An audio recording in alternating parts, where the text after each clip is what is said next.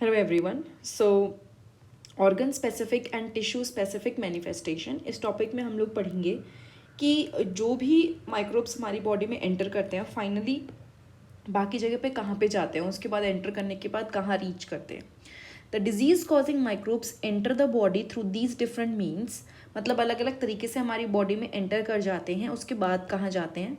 The body is very large when compare to the microbes, यानी कि जो body है हमारी बहुत लार्ज है अगर हम कंपेयर करें माइक्रोब से। तो so there are many possible places organs और tissue where they could go, तो अलग अलग जगह हैं जहाँ पे ये पहुँच सकते हैं microbes.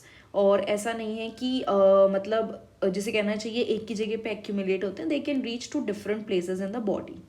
Do all microbes go to the same tissue और ऑर्गन और do they go to different one? सारे के सारे माइक्रोब्स क्या सेम जगह पे जाते हैं या फिर दे गो टू डिफरेंट जिसे कहना चाहिए डिफरेंट डिफरेंट प्लेसेस पे। Different species of microbe seem to have evolve to home in one different part of the body. ऐसे अलग अलग स्पीसीज ऑफ माइक्रोब्स ने ऐसे इवोल्यूशन किया है, इवॉल्व किया है कि वो डिफरेंट पार्ट्स में चले जाते हैं बॉडी के। And this selection is connected to their point of entry, और वो कहाँ पहुँचेंगे वो रिलेटेड होता है किस चीज़ से, कि उन्होंने एंट्री कहाँ से की है। If they enter from the air via the nose they are likely to go to the lungs. तो यानी कि अगर ऐसा हुआ है कि किसी माइक्रोब्स ने एंट्री करी थ्रू किसके, एयर के through, so they are most likely to go to the lungs. This is seen in the bacteria causing tuberculosis. ये कहाँ पे देखने को मिलता है, जो टीबी जिसे कहना चाहिए बैक्टीरिया कॉजिंग ट्यूबरक्लोसिस के केस में आपको देखने को मिलता है। If they enter through the mouth they can stay in the gut lining like typhoid causing bacteria. अगर वो माउथ में एंटर कर गए तो फिर वो रह सकते हैं गट लाइनिंग, जैसे कि टाइफाइड कॉजिंग बैक्टीरिया। ठीक है, मतलब कि वो जिसमें जिसे कहना चाहिए गट, यानी कि हमारे मुंह के थ्रू जिसे कहना चाहिए, अगर वहाँ से उन्होंने एंट्री ली है तो फिर वो उस गट की लाइनिंग में रहेंगे। और अगर लिवर तक पहुँच गए जैसे कि वायरस के केस में, तो फिर वो जॉन्डिस कर सकते हैं। But these needed not always be the case, हमेशा ज़रूरी नहीं है सेम केस हो। जैसे कि HIV इन्फेक्शन में that comes on to the body via the sexual organs, यानी कि वो आधे तो सेक्शुअल ऑर्गन के थ्रू है, लेकिन mostly they spread to lymph node all over the body. हमारी बॉडी में there are certain lymph nodes, ठीक है, वो क्या करते हैं लिम्फ नोड्स के आसपास जो बाहर से चीज़ें आती हैं और हमारे बॉडी के अंदर जो एंटीबॉडीज़ होती हैं they fight with each other. ठीक है, तो लेकिन यहाँ पे HIV के केस में वो आए किससे, सेक्शुअल जिसे कहना चाहिए रिप्रोडक्टिव ऑर्गन के थ्रू, एंड उसके बाद वो आके पूरी बॉडी में फैल गए and then they are affecting the different part. Malaria causing microbes जो कि एक मॉस्किटो के बाइट से एंटर करता है, वो जाता है लिवर तक and then to the red blood cell, पहले लिवर में जाएगा फिर RBC में। जो कि वायरस जो जापानीज इंसेफेलाइटिस करता है या फिर ब्रेन फीवर करता है, वो मॉस्किटो बाइट से जाएगा बट लास्ट में it will infect the brain. The sign and symptom of a disease will thus depend on the tissue और organ which the microbes target. तो किसी भी बीमारी के क्या सिम्टम है या साइन है वो डिपेंड करता है क्या किस पे, कि कौन से मतलब ऑर्गन की बात हो रही है, कौन से माइक्रोब्स हैं जो टारगेट का, जो मतलब जो उनका टिश्यू या ऑर्गन जो इन माइक्रोब्स का टारगेट है।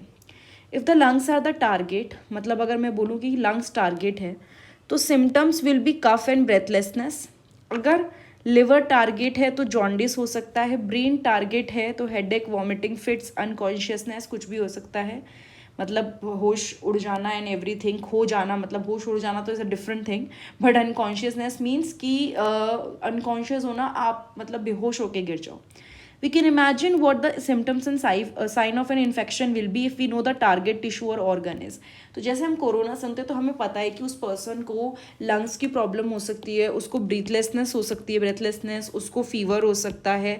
तो वी नो दो सिम्टम्स बिकॉज हमें पता है कि उसने लंग्स को इम्पैक्ट किया है। ठीक है, तो ये सेम चीज़ हर बीमारी के साथ होती है। In addition to these tissue specific affect of infectious diseases, यानी कि अगर मैं बोलूँ टिश्यू स्पेसिफिक अफेक्ट के अलावा there will be other common affects too, और भी अफेक्ट्स होंगे। Most of this common affect depend on the fact that the body immune system is activated in response to infection. मतलब इन्होंने क्या बोला कि और भी चीज़ें इसलिए देखने को मिलती हैं क्योंकि हमारी बॉडी अपने आप को अकॉर्डिंगली एक्टिवेट करती है। Most of these common effects depend on the fact that the body immune system is activated in response to infection. An active immune system recruit many cell to the affected tissue to kill off the disease causing microbes. तो एक active immune system क्या करेगा ना, कई sales को allow करेगा कि वो in disease causing micro organism को मारे. This recruitment process is called inflammation. ये जो रिक्रूटमेंट प्रोसेस है ना, जिसमें हमारी बॉडी एक रिस्पॉन्स देती है, फीवर होता है हमें, हम गर्म मतलब हो जाते हैं एकदम से. दिस इज बेसिकली द जैसे कहना चाहिए रिस्पॉन्स ऑफ अवर बॉडी. ये हमारी बॉडी का रिस्पॉन्स है. इसमें और भी चीज़ें देखने को मिल सकती हैं, जैसे कि swelling and pain and fever. ठीक है. In some cases, the tissue specificity of the infection leads to very general seeming effect. जैसे कि टिश्यू स्पेसिफिसिटी की वजह से बहुत से नॉर्मल से अफेक्ट देखने को मिलते हैं. एक केस दे रखा है. कौन सा केस? यहाँ पे इन्होंने बोला है HIV इन्फेक्शन. यहाँ पे HIV इन्फेक्शन में the virus goes to the immune system and damage its function. तो यहाँ पे वायरस सीधे ना, जो HIV होता है उसमें कोई ऐसे पर्टिकुलर बीमारी नहीं होती, उसमें इम्यून सिस्टम वीक हो जाता है. तो वायरस ने इम्यून सिस्टम को वीक कर दिया. Thus many of the affect of HIV/AIDS are because the body can no longer fight off the many minor infection that we see face every day. So effect में जो HIV का है, basically मैंने आपको क्या बोला कि वो अपने आप में कोई बहुत बड़ी, अगर ऐसे बोलो कि ये नहीं कि उसमें कोई एक पर्टिकुलर सिम्टम दिख रहा है, नहीं. उसमें हो क्या रहा है कि वो जो HIV का वायरस है वो इम्यून सिस्टम को वीक कर रहा है और हमारी बॉडी बेसिक से बेसिक इन्फेक्शन से भी लड़ नहीं पा रही है.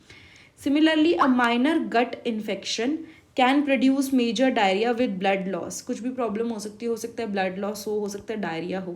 Ultimately, it is these other infection that kill people suffering from HIV/AIDS. तो होता क्या है ना, सपोज कि किसी को ऑलरेडी HIV हो रखा है, तो उसकी कोई इम्यून सिस्टम विद टाइम, उसका इम्यून सिस्टम वीक होता जाएगा. ठीक है. उसका धीरे धीरे इम्यून सिस्टम वीक होगा और फाइनली कोई और सम अदर इन्फेक्शन उसकी वजह से डेथ हो सकती है. ठीक है. So that can happen in the case of HIV. ये भी चीज़ ध्यान रखने वाली है कि severity of the disease manifestation depend on the number of microbes in the body. हमारी बॉडी में कितने माइक्रोब्स हैं. If the number of microbe is very small, तो जो उसके अफेक्ट है वो बहुत कम होंगे या अननोटिस जा सकते हैं. But if the number is some microbe large, बहुत ज़्यादा लार्ज नंबर में माइक्रोब्स है, तो वो काफ़ी लाइफ थ्रेटनिंग हो सकता है. The immune system is a major factor that determine the number of microbes. जो हमारा इम्यून सिस्टम है वो नंबर ऑफ माइक्रोब्स डिटरमाइन करता है surviving in the body. We shall look in to these aspects a little later in the chapter. हम बाद में देखेंगे, लेकिन फ़िलहाल इसी को हम लोग कवर करते हैं. ठीक है. So this was all about the organ specific and tissue specific manifestation. I hope ये समझ में आया हो आपको कि कैसे कुछ बीमारियाँ they just act on certain organs and some other diseases they act on the whole body, पूरे बॉडी पे. लेकिन ओवरऑल अगर डिजीज़ कोई भी है, कुछ भी प्रॉब्लम है, तो दैट पर्सन इज़ सफरिंग. सो वहाँ पे हम ये नहीं कह सकते कि उसको इस पार्ट में प्रॉब्लम है तो बाकी सब तो ठीक है, क्योंकि वो ओवरऑल तो डिजीज़ है ही, उसे वो हेल्दी नहीं कहलाएगा, है ना. So that was it for this paragraph and for this part. And next part में हम लोग ट्रीटमेंट एंड प्रिवेंशन पढ़ेंगे. अभी फ़िलहाल के लिए इस वीडियो में इतना ही. एंड अगर आपको ये वीडियो अच्छी लगी है तो आप लोग like, comment, subscribe and most importantly playlist ज़रूर चेक कीजिएगा. प्लेलिस्ट में 9th की प्लेलिस्ट में आपको बहुत सारी वीडियो मिल जाएंगी. ठीक है. So you can check all those and thank you so much. I will see you next time in the next video.